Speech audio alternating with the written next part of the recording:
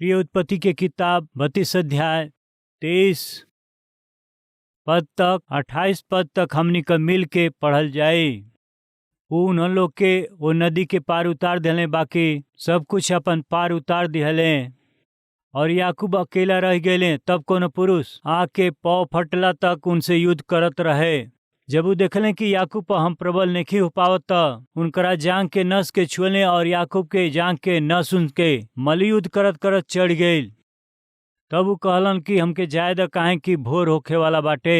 याकूब कहले, जब तक तू हमरा के आशीष ना देब तब तक हम तोहरा के जाए ना दे। और वो याकूब से पूछले कि तोहार नाम का है। वो कहले कि याकूब। वो कहले तोहार नाम याकूब ना रही, अब इस्राएल हो कि काहे कि तू परमेश्वर और मनुष्य दोनों से मल्लयुद्ध करके प्रबल भइल बाड़ा। प्रिय, याकूब के जीवन से बड़ा ही विस्तार रूप से हम सीखत हई।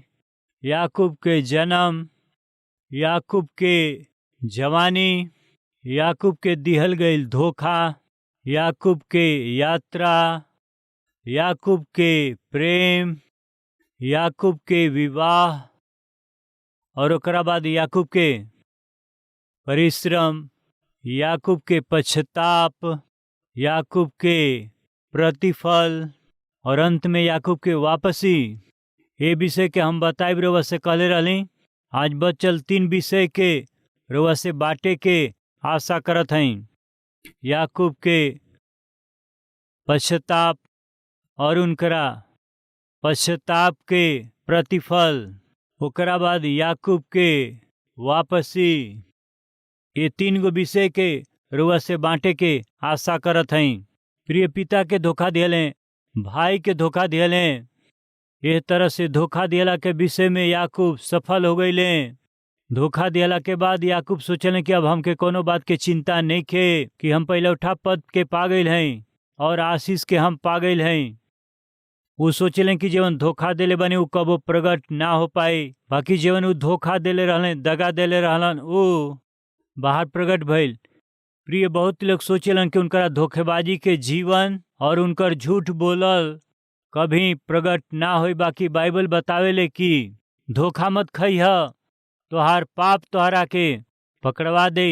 पाप का एगो स्वभाव होला कि उ पाप करे वाला के एक दिन पकड़वा देला।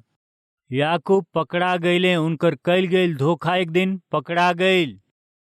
उनकर धोखा एक दिन जब प्रकट भइल, जवन सफलता उ पौले रहले, उस सफलता जवन उनके दंड मिले के रहे, वो दंड मिलला से याकूब के ना बचा पौलस। उनकरा दिहल गईल धोखा के कारण उनके घर से दूर जाए के पड़ल।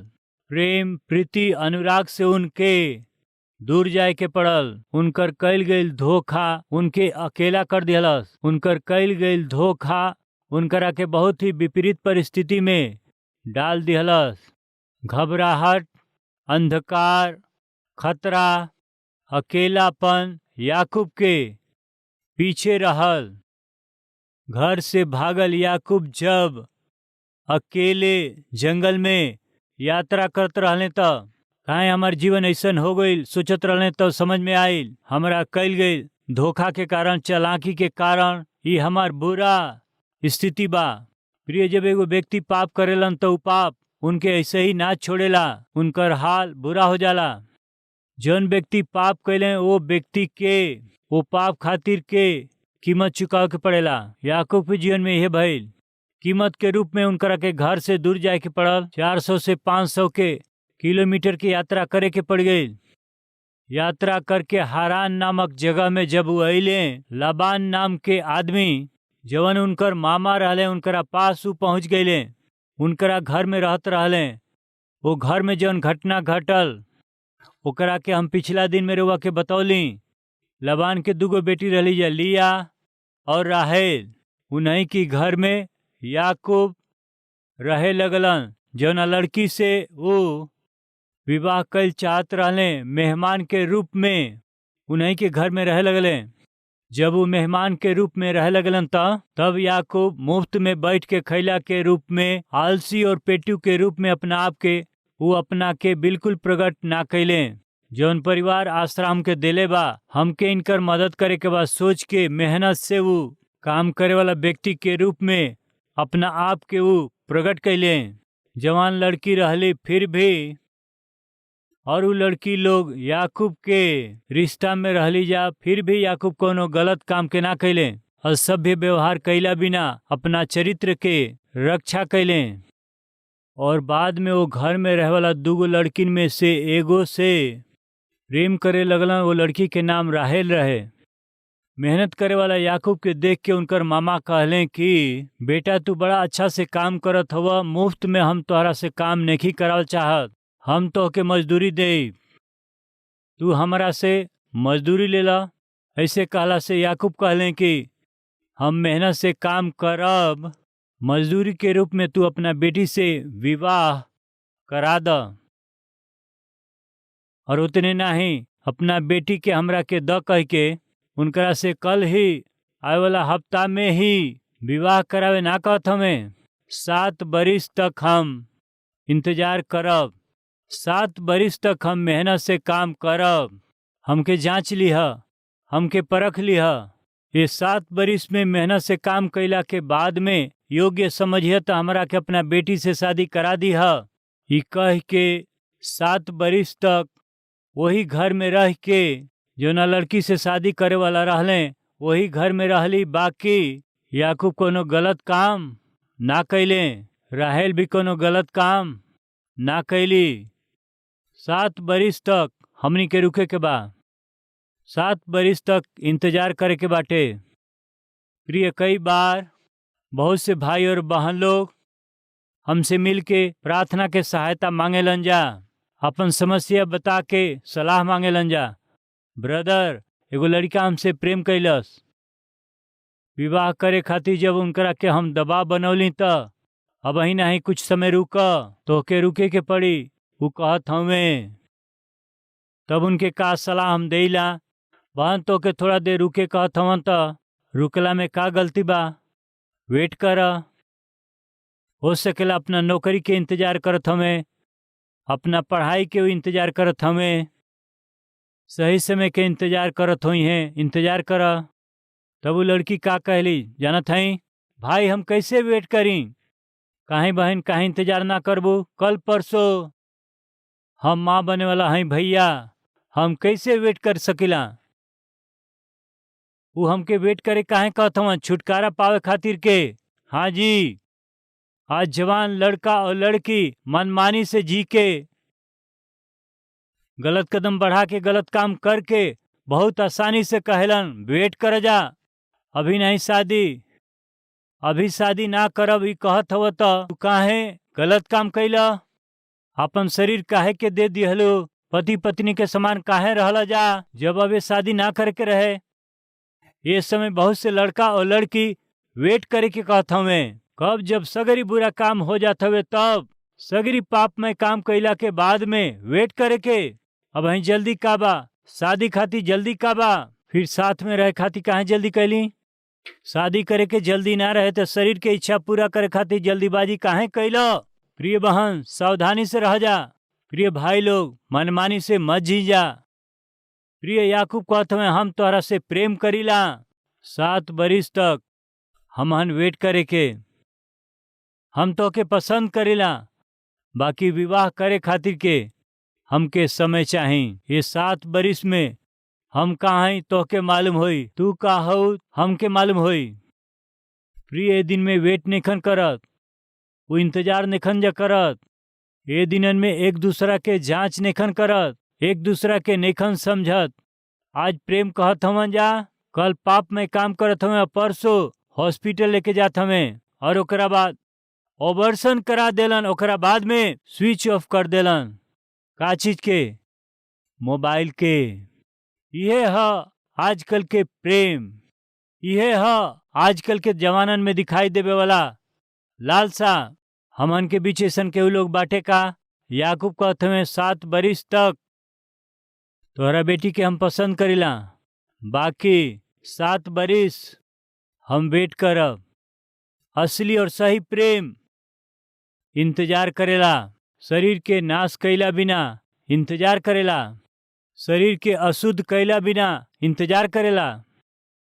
शारीरिक मिलन जौन हवे विवाह भइला के बाद पति और पत्नी के परमेश्वर के जरिए दिहल लाइसेंस ह। हम वेट करब, ओहि दिन खातिर हम इंतजार करब। उतने ही लालसा करके विवाह के पहले ही शरीर के नाश ना करब, अपवित्र हम ना करब।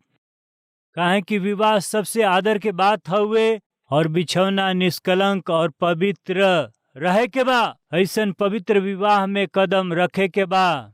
आशा करत हई यही से वेट करब। प्रिय बहन, रउआ के कहे के चाही, यदि कोनो लड़का तोहरा से प्रेम करे कहत ह, यदि तू केहू लड़का के प्रेम करेलू कहत हऊ तो सामान्यतः उ का कहिए, रउआ सचमुच में हमसे प्रेम करेलू तो वो प्रेम के गिफ्ट के रूप में शरीर के द। सच में हमरा से तू प्रेम करेलू तो हमारा शरीर के इच्छा पूरा कर। यदि तू हमारी इच्छा पूरा ना करबू तो अपना शरीर के गिफ्ट के रूप में ना देबू तो तू हमरा से प्रेम ना करेलू, ई समझब। यदि वैसे लड़का कहिए तो तू पागल के जैसे अपना शरीर के उनके सौंपे के कोशिश मत करिह। यदि असली सही प्रेम हवे तो तोहके कहे के पड़ी कि तोहके वेट करे के पड़ी। कब तक?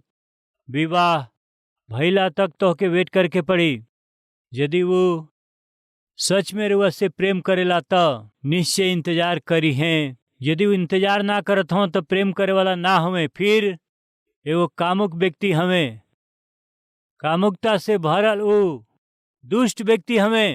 ए विषय के मत भूली, प्रभु में विनती करत हैं। याकूब कहत हमें इंतजार करे के।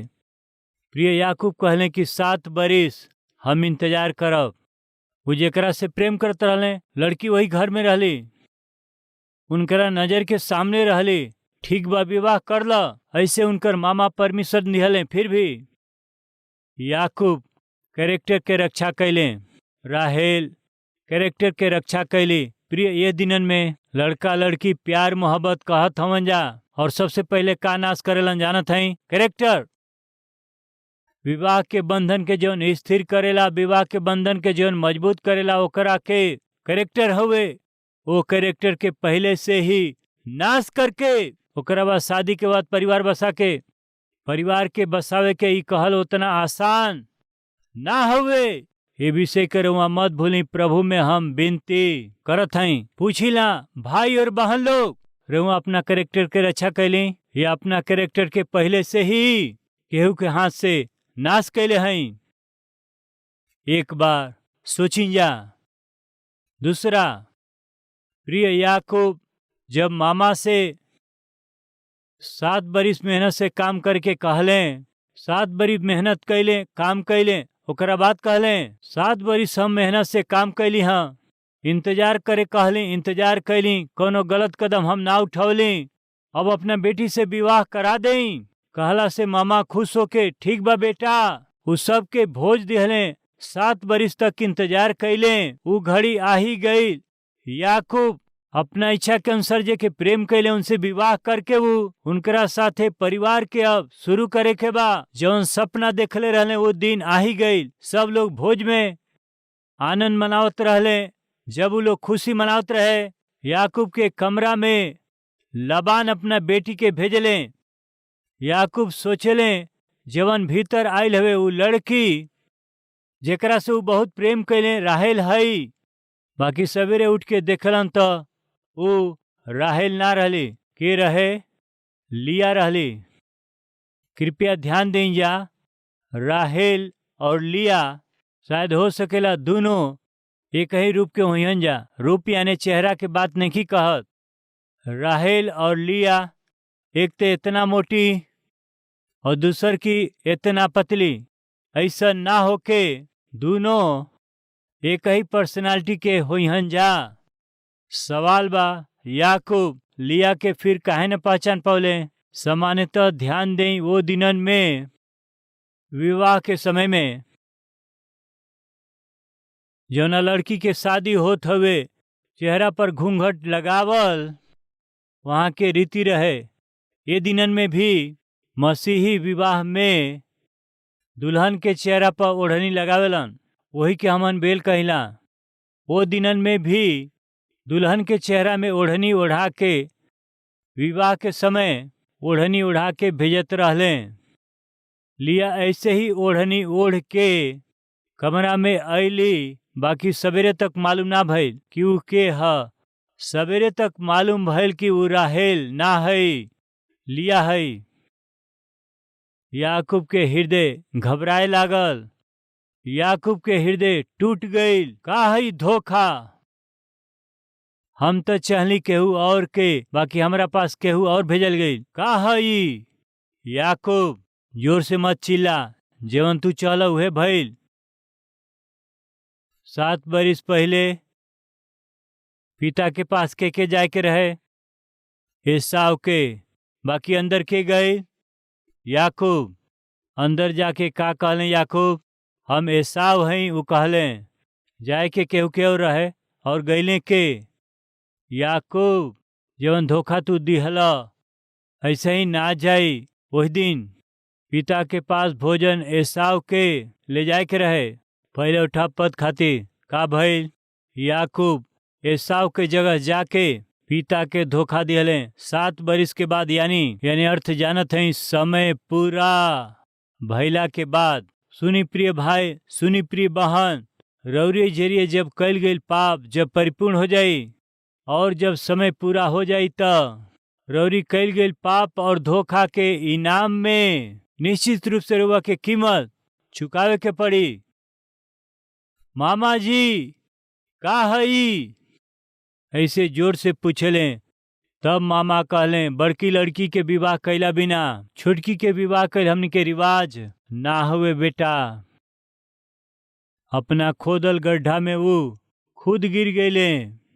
प्रिय एगो जवान जेकर विवाह हो गए है, एगो बूढ़ा आदमी से पूछलन कि हमरा घर में हमार पत्नी हमके बहुत सतावत है, रुआवत है और हमरा के दुख देत है। हम उनकरा साथ परिवार नहीं चलावत, हम उनकरा के अब छोड़ल चाहत हई। हमके सलाह कोनो देव का एगो पुरानिया व्यक्ति से पूछले। वो पुरानिया आदमी कहले कि तू छुटकारा पावल चाहत हव, ई तो बहुत गलत बाटे। सामान्यतः परिवार में छोटा छोटा झगड़ा होत रहेला, मनमुटाव भइल सहज बा। ये छोटा छोटा झगड़ा के कारण मनमुटाव करके तलाक ले लिहल ई तो बिल्कुल अच्छा बात ना हुए ना। चाचा जी कोनो सलाह दें चाचा? कहला से तू एगो काम कर, तोरा घरे दूध वाला आवेलन? हाँ आवेलन। अखबार वाला आवेलन? आवेलन। एगो काम कर, वो दूध वाला या अखबार वाला तोहरा घरे आई हैं, पीछे से आके उनके ढकेल दिह, दरवाजा लगा दिह। अब घर में के बाटे? वो दूध वाला अखबार वाला हमें। घर में के है? तोहर पत्नी है। अब तोहर पत्नी वो दूध वाला या अखबार वाला हमें। जब तू घर में न रहल, दोनों साथ रहले, कह के दोनों के मारा। ससुर के बुलाई। तोहार बेटी दूध वाला के साथ अखबार वाला के साथ में गलत काम करत है, यही से हम अब तोहरा बेटी के साथ गृहस्थी ना करब। कह कैसन बा सलाह? बहुत अद्भुत बा चाचा। अब देख हम का करत हई चाचा जी, कह के वो योजना बनावे लगले। कब दूध वाला आई हैं, कब अखबार वाला आई हैं, ये सोच करके इंतजार करत रहले। यही बीच घर के पास में कॉलेज के लड़का क्रिकेट खेलत रहले। जब खेलत रहले तो वो बॉल केहू मारल, बॉल आके इनकर आंगना में गिर गई।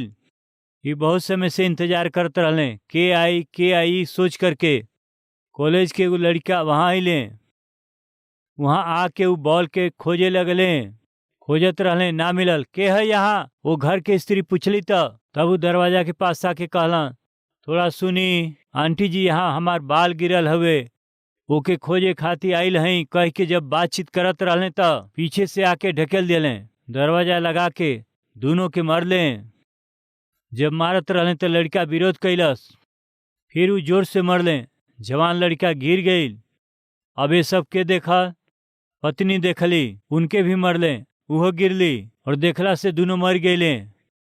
दोनों मर गईला के बाद उनकरा के याद आयल? चाचा जी, चाचा जी अनर्थ हो गई। का भइल बेटा? रोमा कहली अंदर ढकेला, दोनों के मारा, दोनों मर गईले। अरे अरे तू का कर दिहला? ठीक बाटे, ससुर के बुलाव। ससुर अइला के बाद, दोनों देखला के बाद, दामाद जी रोमो का कर सकिला? हमार बेटी ऐसन गलत काम करी हम सोचलो ना रहली। यदि तोहरा जगह हम होती तो यह करती। तोहरा पक्ष में बोली हैं, तोहरा ससुर के बुलावा। ससुर के बुलाए चाचा जी, पहले रोमा आई, कोनो सलाह दें। कहला से जौन सलाह दिहले उ चाचा दौड़ के अइले।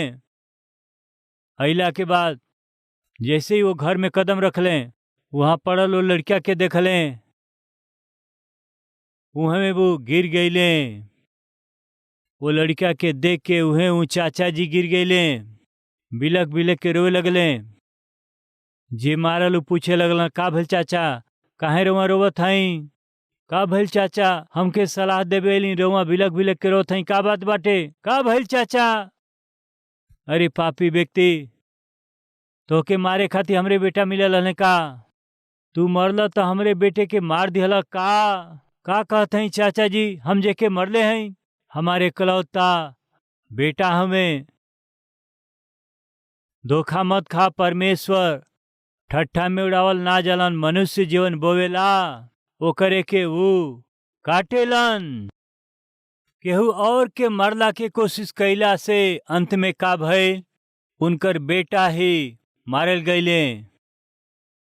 पुरनिया लोग बच्चन के परिवार में सहज रूप से मनमुटाव होखेला,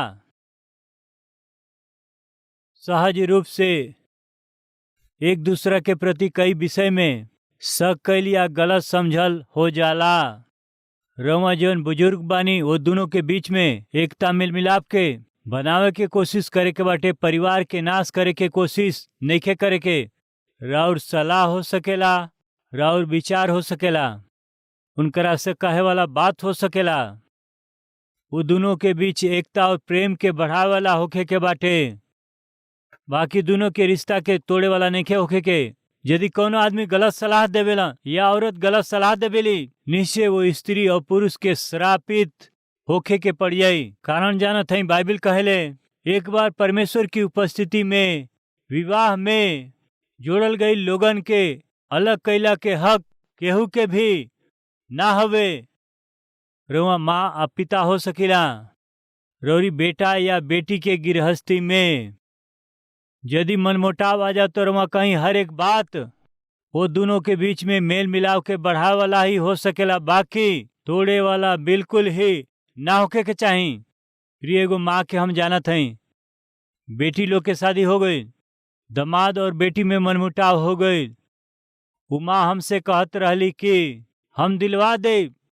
का दिलवा हम देब? उनकरा मुंह पर मारब हम अपना आंख से देख ली, अपना कान से सुन ली। का दिलवा दे आंटी? तलाक दिलवा दे, तब उनके समझ में आई। उनके समझ में ना आई माताजी। रोरी बेटी के जीवन ही नाश हो जाई, बर्बाद हो जाई। बेटी के जन्म दे वाली माँ कहत है कि हम दिलवा दे, तलाक दिलवा दे। कितना लोग के दिलवाई हैं, कितना लोग से दिलवाई हैं। आज के जमाना में माता लोग है यही से बेटी के परिवार नाश होखत हवे। ऐसन बेकार के सलाह देवे वाला हमें यही से परिवार में शांति ना हवे। सुनी जा प्रिय भाई और बहन लोग, यदि रउरी बेटा के गृहस्थी सही नहीं के, बेटी के गृहस्थी सही नहीं के, तो कुछ ना कुछ जिम्मेदारी माता और पिता के रूप में रउरे पर ही हवे। सच्चाई के जान के, वास्तविकता के जान के जीवन के बिताई। यदि बुजुर्ग हैं तो नाश होखे वाला ना होके, परिवार ना टूटे, रक्षा कैला के जिम्मेदारी लेके अपना बुजुर्गी के कर्तव्य के पूरा करें, विनती करीला। प्रिय याकूब धोखा खैले। काहे धोखा खैले जानत हई? वो खुद धोखा दिले यही से। प्रिय भाई बहन सावधान, रो कितना चतुराई से मनुष्य के धोखा देत हई और लूटत हई। एक दिन आवे वाला हवे, उहे स्थिति रउरो भी हो जाई। पति और पत्नी लोग सावधान, एक दूसरा से छिप के बहुत चतुराई से सफलता पूर्वक एक दूसरा के धोखा दिहला से कहियो न कहियो तोर धोखा प्रकट हो जाई। वही दिन रोवला से का फायदा बताई। याकूब के धोखा प्रकट भइल, उनकरा कईल धोखा के प्रतिफल वो अनुभव करत रहले। ई का हो गईल, ई का हो गईल। जब वो ऐसा सोचले, उनकर विवेक कहे लागल, तू का कैले रहला? तू जवन कैला उहे तू अनुभव करत हव। जीवन तू बोला ओकरे के तू अब काटत हव।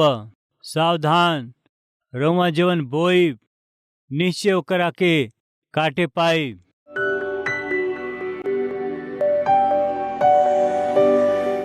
पवित्र परमेश्वर पिता, सीधा और साफ रीति से रउआ बात कैली हाँ। हे पिता, जो न हाल में हई जा वही हाल में रउआ के हमहन सौंपत हई जा। हमहन के काम से, हमहन के चाल चलन से, हमहन के विचार से, हमहन के कल्पना, सोच और दृष्टि के जरिए कैल गईल पाप और हर एक गलती के क्षमा कर दें। सिर से लेके एड़ी तक प्रभु जी हमरा के शुद्ध कर दें। हे पिता, अपना पवित्र लहू से रउआ हमके धो करके हमके नया बनाई प्रभु, पवित्र कर दें प्रभु। हमारा पुराना जीवन के सगरी पाप क्षमा करके, माफ करके एगो नया जीवन के रउआ हमरा के दे के राउर महिमा कर सकी जा, ऐसा जीवन दें, राउर संतान होके जी सकी सहायता करें। यीशु मसीह के नाम से मांगत हैं पिताजी, आमीन।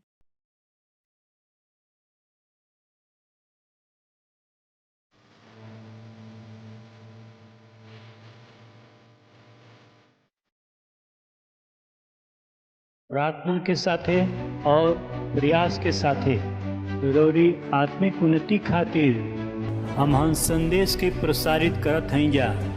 रउआ खातिर इस संदेश आशीषदायक बाटे त और इस संदेश के आगे बढ़ावे खातिर मेहरबानी से आपन राय बताएं। हमन के ये व्हाट्सएप नंबर पर कॉल करें या SMS करें। नंबर हवे 9100901080 और 6281169913।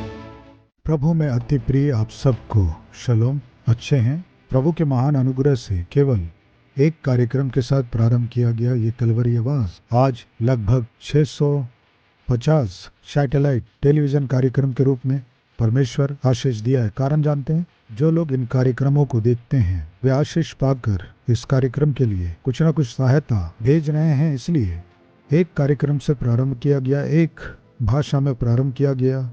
कलवरी आवाज आज भारत देश के हर एक राष्ट्र में उनकी बोली जाने वाली भाषा में सुसमाचार को पहुंचा पा रहे हैं। और उतना ही नहीं, लगभग 650 टेलीविजन कार्यक्रमों के द्वारा केवल हमारे ही देश में नहीं, बांग्लादेश में, नेपाल में और पाकिस्तान, अफगानिस्तान, गल्फ कंट्रीज में और श्रीलंका में भी उनकी भाषा में ही प्रभु यीशु मसीह के सुसमाचार को पहुंचा रहे हैं। हर एक जन को उद्धार पाना है तो हर एक जन तक सुसमाचार पहुंचना है। इसीलिए हर एक जन उद्धार पा सकें, यीशु मसीह के सुसमाचार को जगत में फैला सकें, आपकी सहायता चाहिए। आज ये कार्यक्रम आप तक पहुंच सका है और इस कार्यक्रम को आप सुन पा रहे हैं तो किसी ने त्याग के साथ सहायता किया है, इसलिए ये कार्यक्रम आप तक पहुंचा है। किसी की सहायता के द्वारा आप जीवित परमेश्वर के वचन को सुन पा रहे हैं ना। आप भी सहायता करेंगे तो लाखों लोग उद्धारकर्ता को जान पाएंगे। इसीलिए प्रभु यदि आपको प्रेरित करते हैं तो कलवरी आवाज की सहायता करें, इस कार्यक्रम की सहायता करें, लाखों लोगों तक सुसमाचार को पहुंचाएं पूरे मन से चाहते हुए। निश्चय हमार पता बा Calvary, post box number 30, Kukatpally, Hyderabad 72।